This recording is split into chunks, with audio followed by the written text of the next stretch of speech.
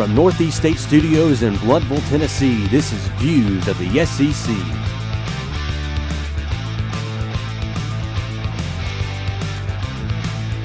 Ooh, happy Halloween! It's Views of the SEC with Count Dracula and his assistant, Kevin Sumlin. Yes. I'm exactly where I've always wanted to be. A head coach for the Aggies. Oh, man. Nothing but deep bombs, dives up the middle. That's it. And Texas touchdowns. Woo. Whoa. Not Texas. Texas A&M touchdowns. Aggie touchdowns. There we go. There we go. Welcome to Views of the SEC. Trey Adams alongside Adam Benefiel, where we are talking all SEC football. Upset Saturday. Do you like to call this Upset Saturday? It was pretty close. It was a few scores away from being Black Saturday. It was. That was crazy. Ohio State almost went down to Northwestern. Yeah. Louisville had to come back and score a last-second touchdown. Clemson as well. Yeah, Clemson. Well, Florida State's better than Virginia and Northwestern. But yes. There was one other game that was kind of crazy, but we'll get to that, I'm sure, in a bit. Definitely. Let's take a look at the last week's interesting shakeup in the SEC East and West. Florida moves one step closer to Atlanta with a 2-touchdown victory over Georgia. South Carolina upsets the Vols 24-21. Tennessee may be starting a downward descent. We'll get to that in a little bit, although I really don't want to. Auburn beats Ole Miss 40-29, putting them one step closer to potential winner-take-all showdown against Alabama.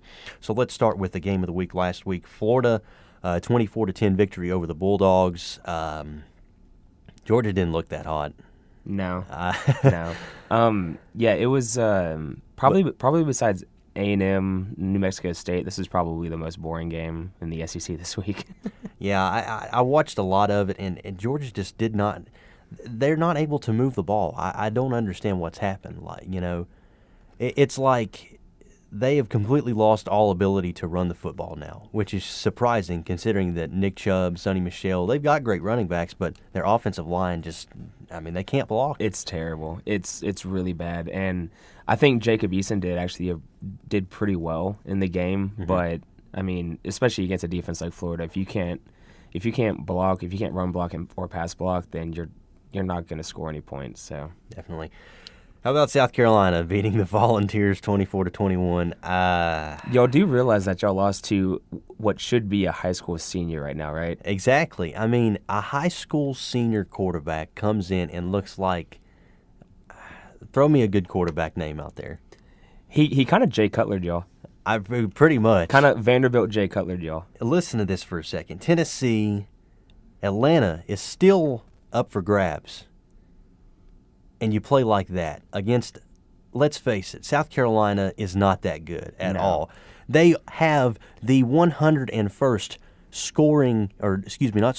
rushing defense in the country, and South Carolina rushed for more yards than Tennessee did with a freshman running back. And a freshman quarterback. There was nothing on their offense that should be feared, and yet y'all's offense looked like what South Carolina's offense should have been. Absolutely, undeniably inexcusable losing to South Carolina like that.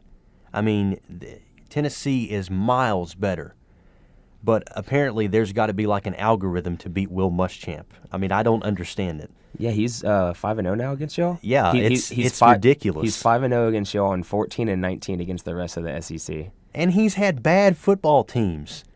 He just has y'all's numbers so bad that now half your team is trying to leave. I think there's reports today that Jalen Hurd is leaving the team.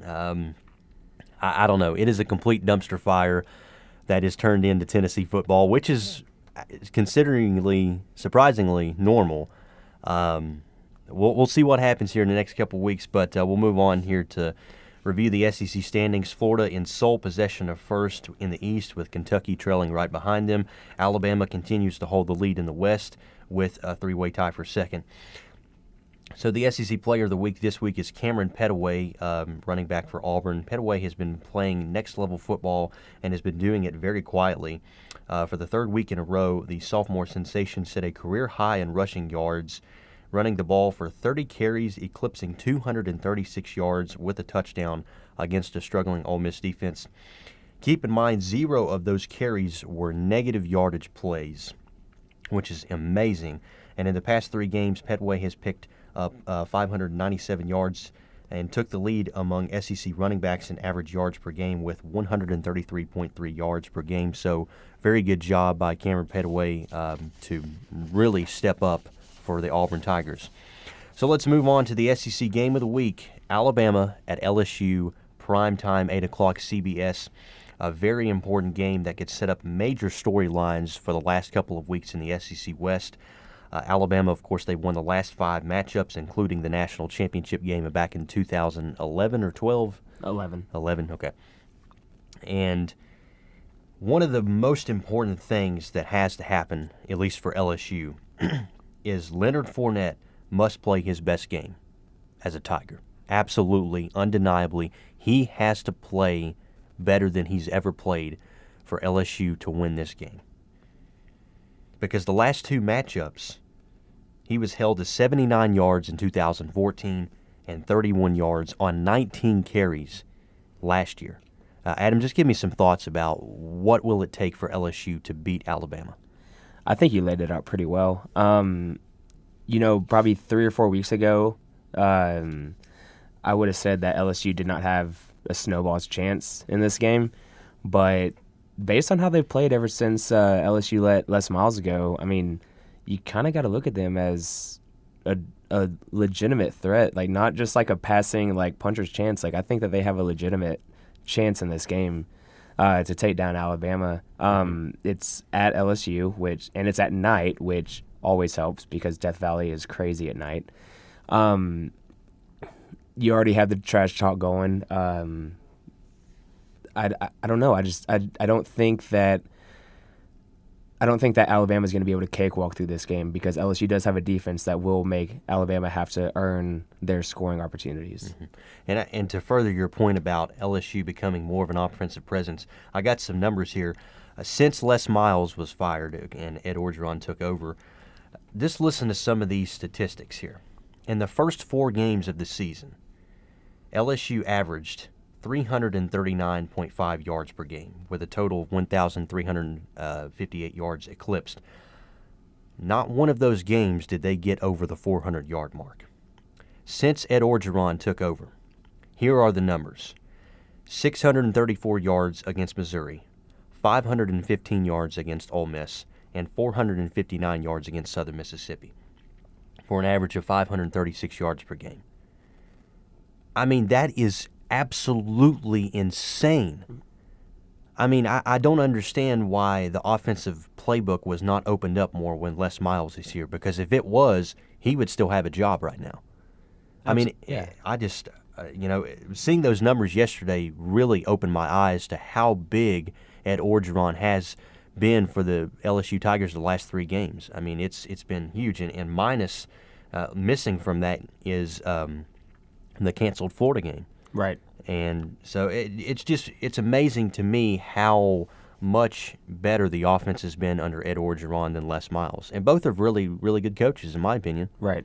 I completely agree with you. I mean, no one will ever take away that Les isn't a great coach. Mm-hmm. But I do think that his loyalty to Cam Cameron, which really didn't fit their players, like trying to run that scheme didn't really fit their players, his loyalty to him was kind of his downfall. And then now that they're both gone, you have a chance to kind of run the offense based on the talent that you have, which I think is key for any team. You don't want to put players in positions where they don't have their strengths or where they're not comfortable. Mm-hmm. And now that Orgeron's in charge, I think he's basically thrown out the pre-existing plan. He's like, okay, what do we have? What are we good at? Let's do it. Yeah, I mean, and what they're good at is running the football. I mean, they haven't really been much of a pass presence in the last, decade, but, if you can run the football, run it. Mm-hmm. And they have shown in the last couple of weeks that they really can move the ball on the ground. Well, Alabama scored a defensive touchdown in this game. I'm going to go no. Interesting. Just because, what do you count special teams as defensive touchdowns?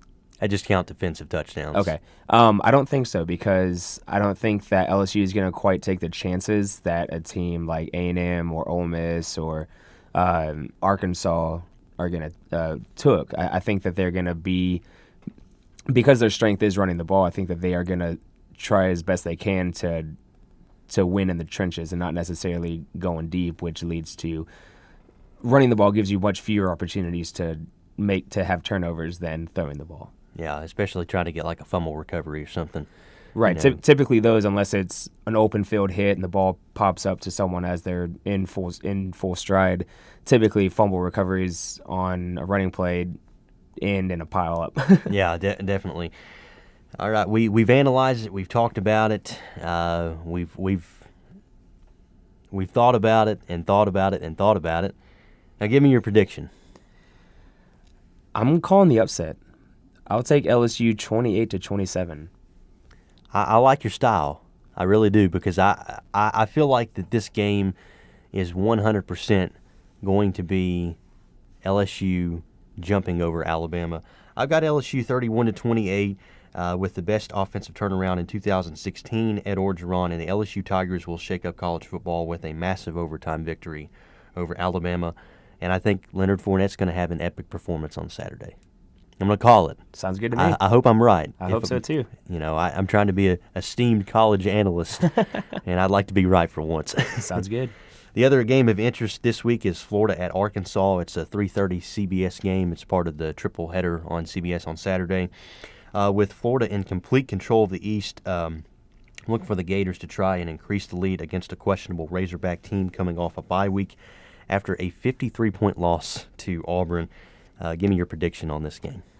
I actually think it's going to be relatively close. I don't think that the Arkansas that showed up against Auburn is the team that's going to go forward. I think that was just a perfect storm of running into a team that's absolutely on fire right now. Kind of like second half A&M from 2012, where pretty much no matter who they play, like no matter how good you are, they're winning by a lot because they just have that kind of groove that is really, really hard to stop for a college football team. Mm-hmm. But I am going to take Auburn. I'm going to take them 31-20.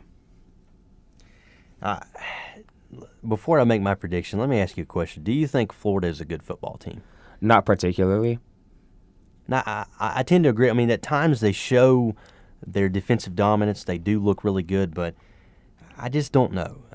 Florida they haven't given me a lot to really say, oh, they're a good football team.